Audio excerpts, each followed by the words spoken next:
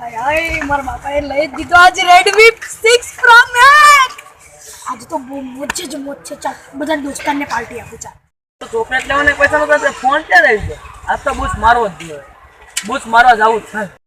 અરે યાર આજ તો પપ્પાએ ખરેખર ના લઈ દીધા ફોનો. બાકી હવે તો પપ્પાને ઘરે જઈને થેન્ક યુ કહેવું છે. પેલા પપ્પા તો પપ્પા જ કહેવાય ને. બહુ મોંઘા ફોન લઈ દીધા. હા ઈ મારો દોસ્ત તો હું કાઈ નહીં કે